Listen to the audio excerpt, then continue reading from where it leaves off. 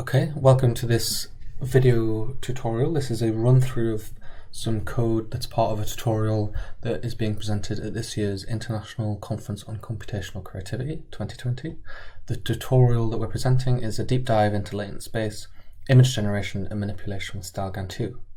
It's organised by me, Terence, and my colleague Sebastian Berns from Queen Mary, and Sebastian's recorded a very good presentation on the theoretical background of some of this work, and this is something to accompany that, which is a practical demo of some code that we've prepared that will help you understand some of these concepts and let you run them yourself.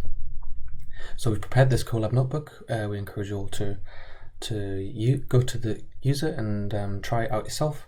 But I'm going to give you a video run through of the code and talk over it, and just to sort of explain what you need to do and explain what's going on in more depth with this, what we prepared.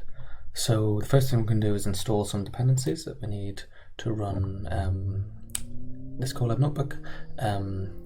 Yes, Sebastian, I don't think Sebastian's gonna steal all our data.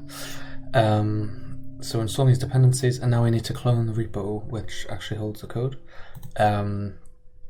If you prefer, all of the code is online in this GitHub repo, and you can run it all locally in Python. If you prefer to do things that way, you just need to have the latest version of PyTorch installed. And once we clone that, now we need to download the model weights. So these are just stored on my Google Drive, but they're publicly accessible for everyone to use. Okay, so we've done that simple prep. The first thing we're going to do is we're going to do an interpolation loop in the Z latent space. So I'm just going to run this because this can take some time. So what we're doing is, with this code, this script is going to sample randomly in the Z latent space, and then it's going to interpolate between them all.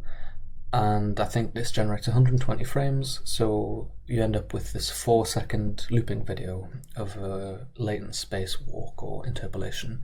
Should be the sort of thing that you've probably seen quite a lot. These things are quite popular and do the rounds on Twitter and a lot of social media and YouTube. And this is the most straightforward thing that you can do with really any generative model, but especially StyleGAN. And we are sampling in the Z space, and the Z space is the latent space that you're supposed to sample. And this is what gets sampled when you're training a GAN.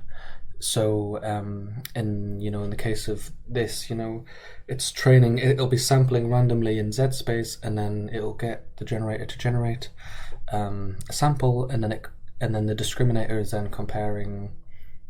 Well, it's not comparing, it's looking at images that are randomly generated from the Z space and then images from the real data set, and then it's trying to compare whether, do these images look real or fake? Do they look, generated, or do they look like they're from the actual data set? And everything in the Z space is supposed to then look like a realistic sample, like a realistic face from this FFHQ dataset, which is the Flickr Faces high quality dataset, which is prepared by the authors of StyleGAN.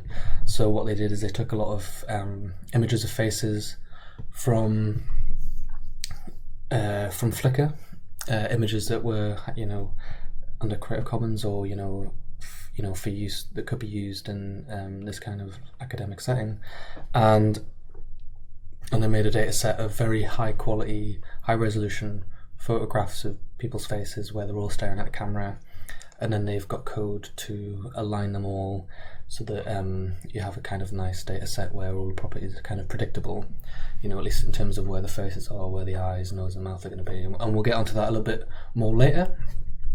So the script has generated all the frames, and now we're running FFmpeg to sequence these frames into a video.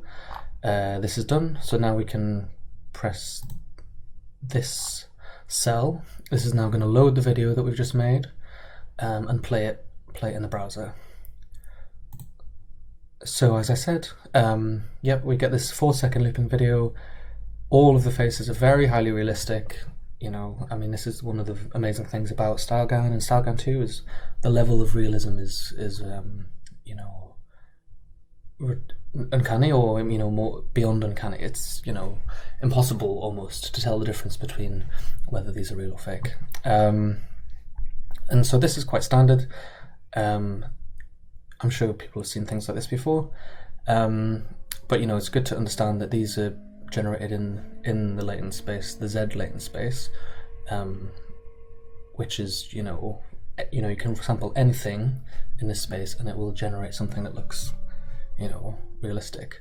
But the rest of the work we're going to do is going to do in a W space, which is you can't sample in this way, but it has interesting properties. So we're going to come back to this. We're going to compare what happens when you sample in the Z space and the W space, and that'll be kind of instructive of the different nature of these different latent spaces.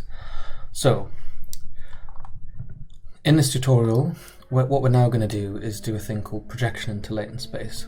So you can upload a photo of anyone, any face. I mean, you can upload a photo of anything really, and then we're going to run a process of optimization to find the closest match that can be generated by a style GAN to the photo that we upload. There's two ways of uploading. You can upload from your computer or you can upload from the web. So by default there's this image of Einstein, which you could use if you want, but I think we strongly encourage you to actually upload an image of yourself, because it's quite fun. It's really quite interesting to see your doppelganger or your closest match in a style GAN latent space. So I'm going to choose a picture of myself. I'm going to choose this picture from me on holiday when I was in Dubrovnik last year drinking wine, and just to remind myself of the fact that I can't go on holiday at the moment and we're not in Portugal, we're doing this conference online. But anyway, this is a picture of me on holiday, and this script takes it and then it saves it into a directory called input images raw, uploaded.png. If you were to then load something from the URL, it will also save image into the same place, so you can't do, you have to choose one or the other basically. So we've uploaded that, but because we've uploaded it, I'm not clicking on this cell because that would overwrite the image of me with the image of Einstein. And now what we're going to do is we're going to run a script that is going to align the image of me. So it's going to find my facial features using using some kind of hard-coded features, I think. I'm not actually too sure about the implementation details on that, but it's a very fast process which can go through lots of images very quickly, find faces, and then what it's going to do is it's going to crop and align all the images so that it's sort of centered with all the images in style GAN, and that's going to allow us to find a much closer match to the image of me than if we were just to upload the raw image. If we were going to upload the raw images, then the eyes and the mouth and everything aren't going to be in the right place, and we're going to get something that looks completely weird, which can be quite interesting to do, but it's not going to be very good or we're not going to get very good results like that. So we have to align it, and then so this is the image of me aligned. So now my eyes, nose, and mouth are in the center, and it's sort of cropped in, zoomed in on my face. And now this is going to save it into input images aligned, uploaded 01. Sometimes it finds more than one face, and you might not actually get it. It might not be uploaded 01, it might be 02 or 03 is your face, but usually 01 will be the main face in the image. If you have uploaded a portrait with just one person in. Sometimes it might not find any faces. If that's the case, you might need to find another photograph. Sometimes it's just a matter of tweaking the colors in a simple image editing program, because it might not be detected by these feature detectors. But yeah, try a couple of images. The images that work best are high quality photographs, well lit, and have natural backgrounds. So here I'm outdoors and you can see the sky and stuff. That's a lot of the images, if we just go back up, that are generated by this tend to have, greenery or different. They kind of have like a soft focus, and they have like kind of some outdoor space in the background. So just from experience, kind of holiday snaps like this, or images of yourself outside tend to work best. So what we're going to do now is we're going to project this image into W space. This process is this is the longest process that's going to take place in Notebook. It might take about 10 minutes, so I'm going to talk for a little bit and then stop the video and then restart the recording in a sec. But This process, what we're doing is now we're working in the W space. This W space is much more flexible, more powerful in lots of ways than the Z space. It can represent many more things. However, you can't just sort of sample directly in the space, and we'll see more about that later on. But basically, what we're going to do, what this process does, is it takes a random sample and then it starts changing it, and it uses a kind of gradient-based optimization that you use for training these networks, but it uses it to sort of find, it optimizes it to find the closest match it can in the latent space. So I'm going to leave this to run, and then when I start the video again, we'll have my doppelganger in latent space. Okay, so this projection is done. I think it didn't quite take 10 minutes, but it took a little while. This was running for 1,000 steps, and by the way, if you're having trouble running it, you hopefully shouldn't. I'm just using the normal version of Google Colab. I'm not paying for the pro account or anything, but if you're short on time or whatever, you can actually reduce the number of steps, and you're not going to find as close of a match, but it's still quite interesting, and you can in fact run it for longer. I've seen someone online who's saying that if you run it for millions of steps, you can actually get very, very, very close to the sample. However, it's a bit over the top. You're probably getting to the point of computations where you could actually just fine-tune this model and retrain it on a smaller data set and get the results that you want. But it's interesting that you can run this process for a very long time to get very close to a sample. So this was the aligned image that we'd prepared of me, and now this is the result. So this is my doppelganger. Also, what's quite interesting is that it kind of slightly changes each time I do this. So there's it's not converging onto one global minimum. There's lots of local minima, and it's quite interesting to sort of run. You wouldn't normally do this, but I've had to do this a few times, and I've run this image a few times, and each time is slightly different. But generally the facial features are very similar, and it's sort of captured the sort of overall properties of me in this image, at least. So it's pretty close, I'd say the eyes are slightly different, but my eyebrows, my hairline are the same. But you will notice, and my shirt is very good, it's got my blue shirt, and it's kind of got some of this greenery, this tree in the background. But one of the things that hasn't captured is this wine glass. And it's not really a surprise. It's not many, there aren't really any images of people holding like glasses of wine in front of their mouth in the data set, and so it just hasn't learned that that's a possibility, and it hasn't, that's not represented in the data distribution that it's learned to generate. That's not really a surprise, but one of the things that you can use is Albert Einstein. So yeah, one of the things you can do is you can go into the files, and so there's some projections that we've prepared: Einstein, Mona Lisa, Obama, Trump. You can also go in and later on you'll be able to download your own, or you can actually download some of these videos that we've made, or images or whatever. But yeah, so when I was doing this with Einstein, it produced something that looked a lot like Einstein, but it completely missed out his mustache, and I guess it's kind of quite an old-fashioned facial hairstyle, but it just doesn't really represent mustaches, or at least, it didn't represent his mustache. And so that's something that's quite interesting, is, in this Flickr Faces HQ dataset, it's obviously things that have been uploaded to Flickr or digital camera images, probably taken in the last 10 years.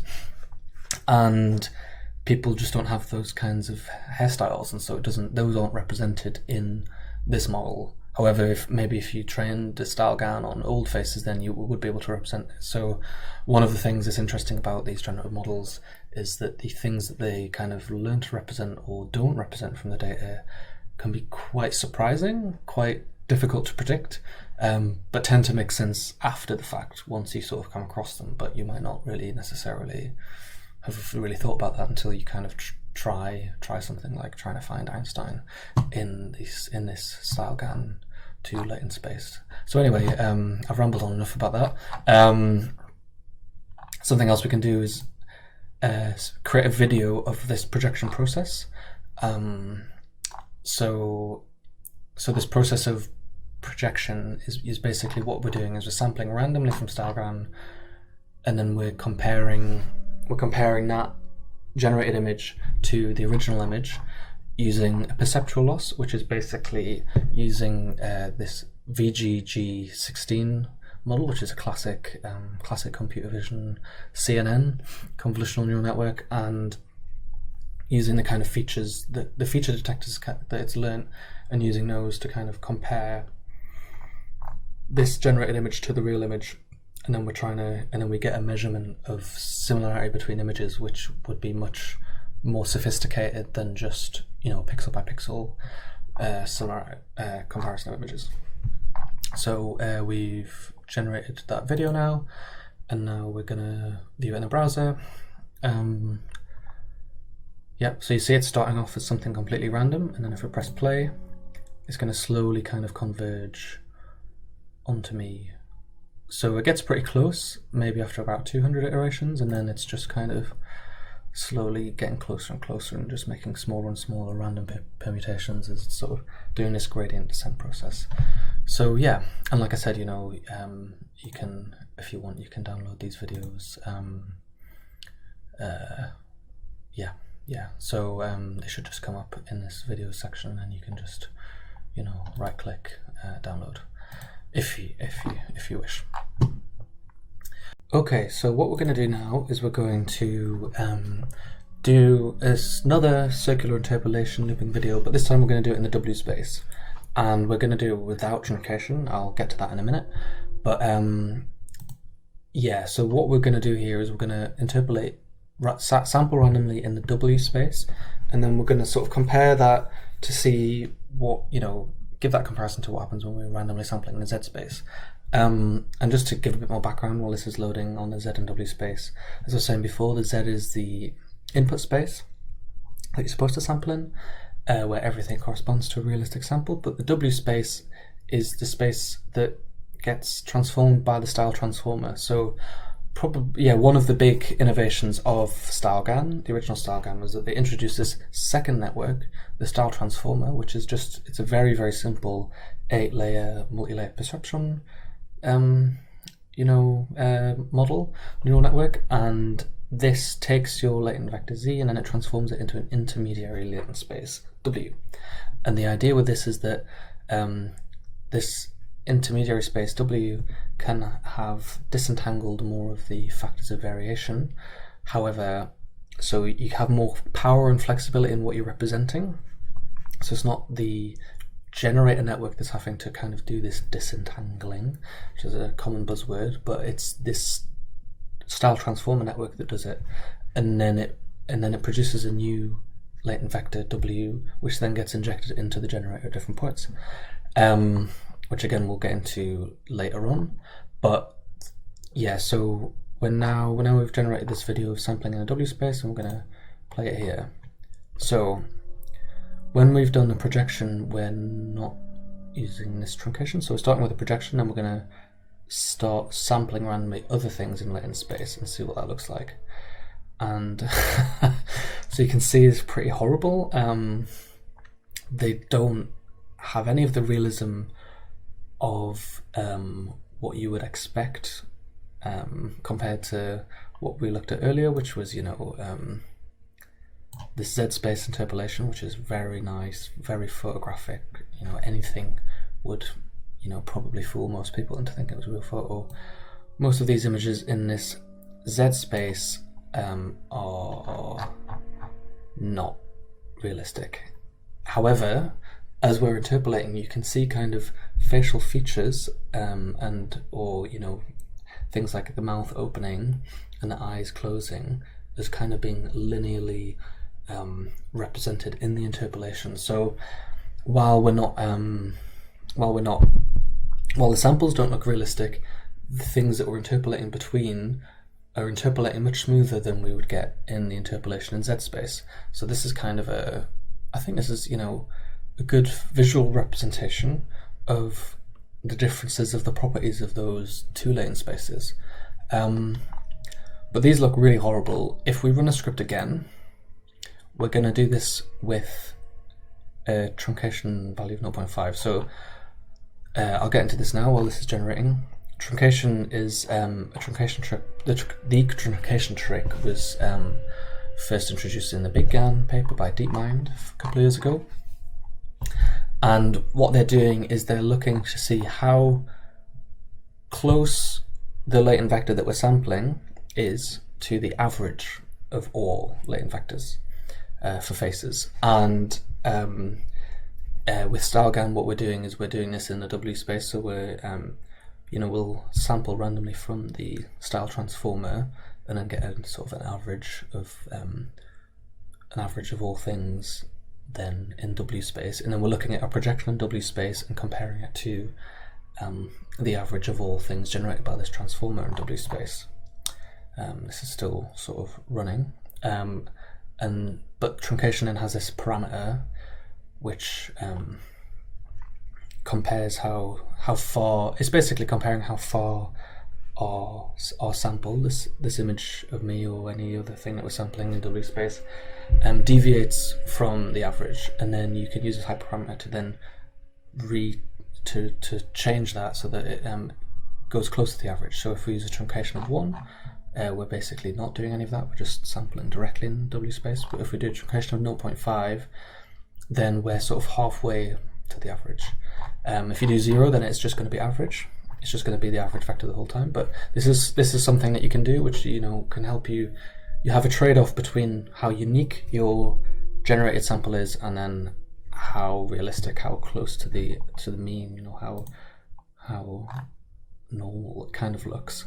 So as you can see, this now doesn't look quite like me. It looks a bit different. But now if we start sampling randomly, we're still kind of getting, the faces still look a bit strange, and they're not as realistic as the other ones, but they're not as kind of horrifying as some of these things that are being generated without any truncation. And something that we can do just to sort of understand truncation is run this script, which is just going to generate a strip of our projected image and with different hyperparameters for this truncation. So when this generates, we will see what is going on. And just as sort of an aside, while I'm waiting to generate, this truncation doesn't really work necessarily well for all GANs or style GANs generated. Sometimes people train data sets on style GAN and realize that actually the truncation isn't necessarily helping. And I think it tends to work better when there's more structured regularity in the image. So like I said, with this FFHQ data set, all of the images have been aligned so that the facial features sit in the same place. So there's quite a high sort of, you could say it's a structural prior that all the images conform to a certain thing. So this averaging works well, but maybe if your data set doesn't have those kinds of structural regularities in it, then the truncation might not work as well.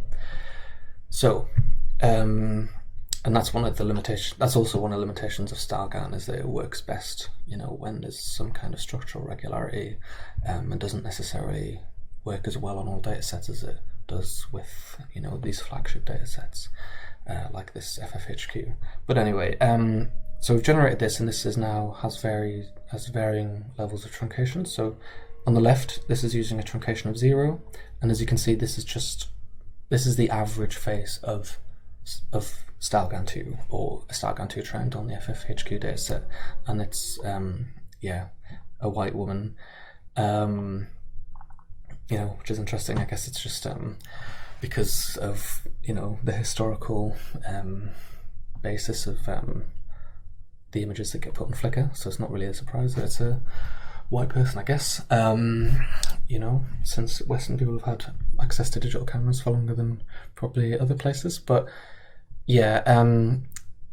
But anyway, that's part of the bias of these neural networks, which again is quite interesting, but we're not really covering that in this tutorial. And so now this is at 0, this is at 0.2, 0.4, 0.6, 0.8, and 1. So at 1, it's the original image, and then you can see these differing results if we change the truncation. And it's quite interesting. And so kind of at the halfway point, it's maybe a slightly more handsome version of me, but it kind of still looks a bit like me, but it's just sort of a bit closer to the average of just faces in general, I guess, or faces from this data set. And then at the far end is my doppelganger looks like. So yeah, so that's just a nice little explainer of the truncation and the effect it has on the results, and it's something that people kind of, you could optimize it for different settings if you were to train your own models, but generally speaking, when people are running stuff with the normal style GAN trained on this data set, they would just use a truncation of 0.5. And that applies actually to things sampled in the Z space as well. So it's not, we haven't made this implicitly clear, but these images, you apply the truncation trick as well to images where you sample in Z. And if you don't have truncation, you get some quite bizarre results, but we haven't covered that. We haven't shown that in this demo, but you could, if you wanted to, you could change those parameters and run that yourself in your own time. Okay, so what we're going to do now is we're going to interpolate between two projections. I'm just going to run this while I talk. This script is going to take two projections, two latent vectors, our uploaded image and an image of Trump. And, as we're interested, we're not running truncation on this. We've got a truncation of 1, and because we're not interested in making something that looks realistic. We're interested in, looking at parts of the latent space where it's maybe we've optimized to find images of people that maybe look a bit extreme, like me, and in particular like Donald Trump, who really kind of sit maybe outside the distribution of what normal facial features might be. So yeah, and if you don't like Trump, you don't want to see yourself morph into him, I would understand that. We've also got Obama and the Mona Lisa and Einstein, so you can just switch Trump here to any of those. But I'm going to do Trump because, it's quite funny. So what we're doing here is we're taking these two latent code projections, and then we're again going to do the same interpolation process, but we're not making a looping video, we're just interpolating from one to the other. And yeah, and then, just doing straightforward interpolation.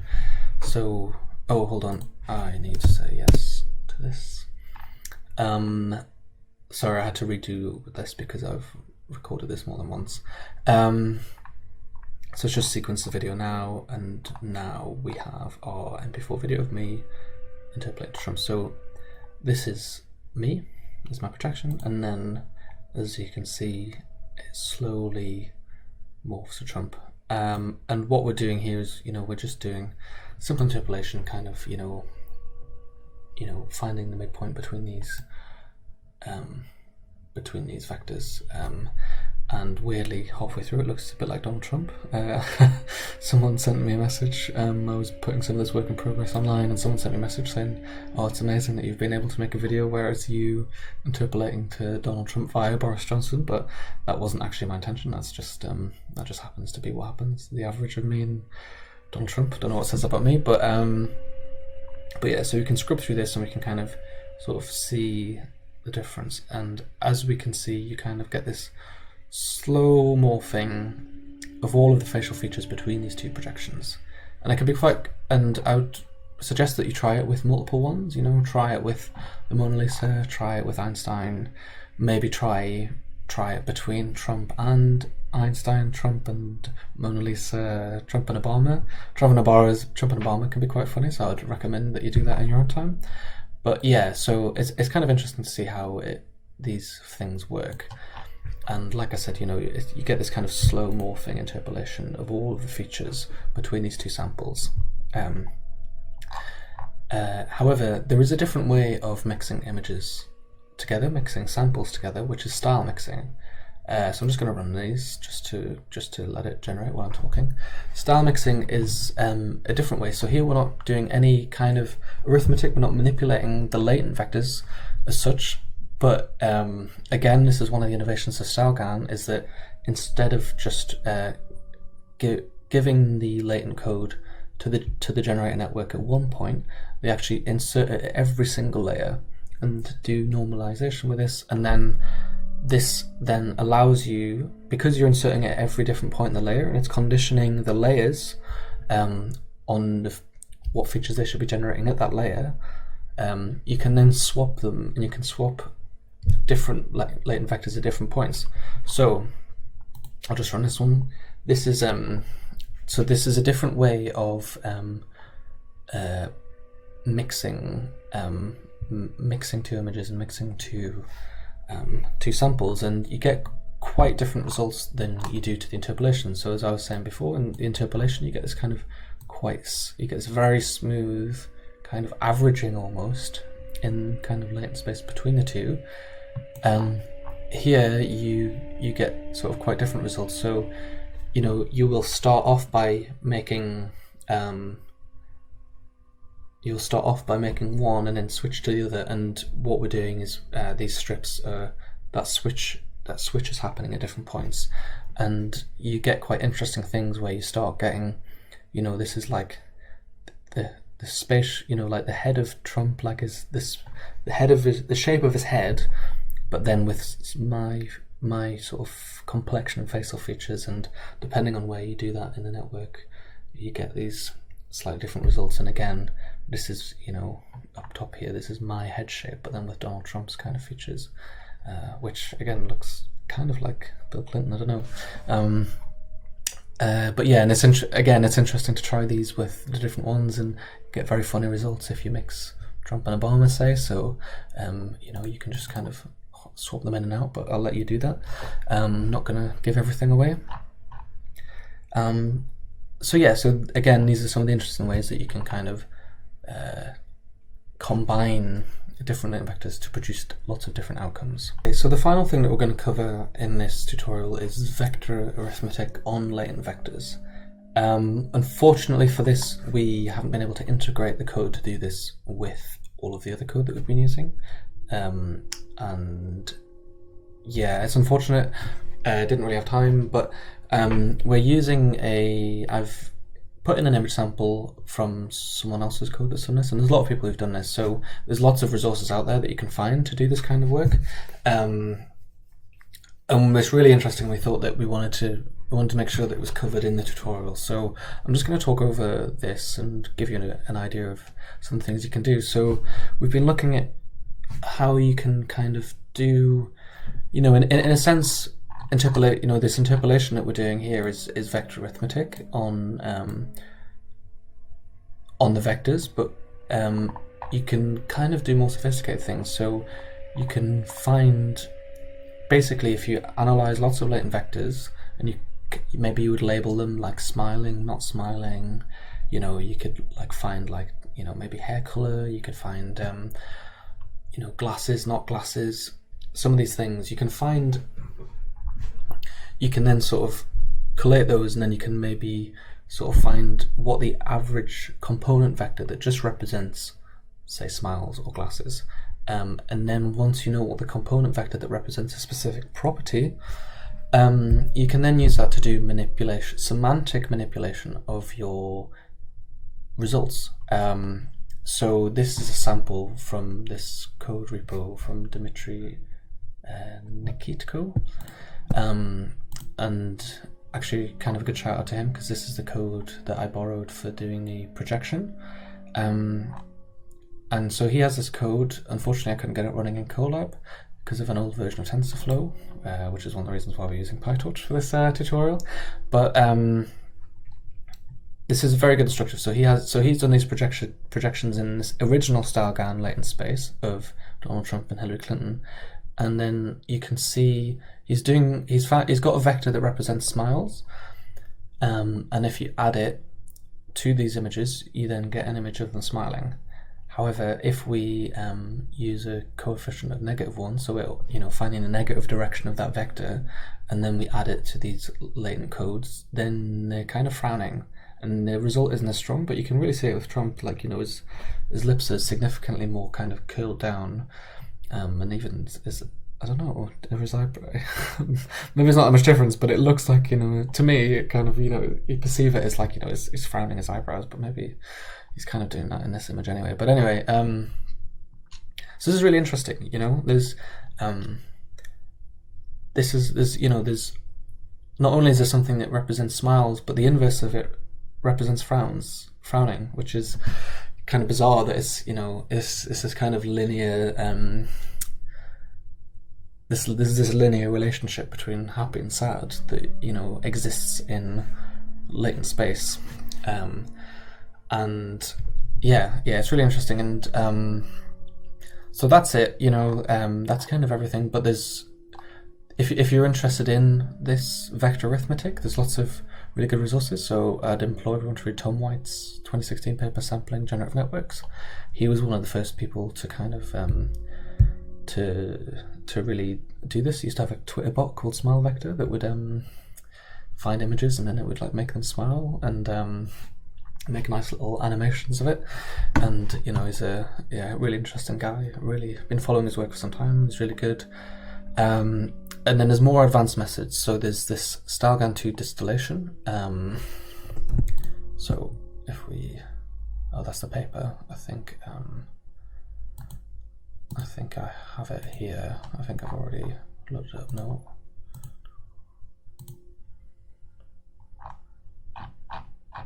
Oh yeah, so yeah, this is Stalgan2 distillation. So they're doing something a bit more advanced. They've taken us to another level. They're actually training image translation networks on the Stalgan space, but you can see,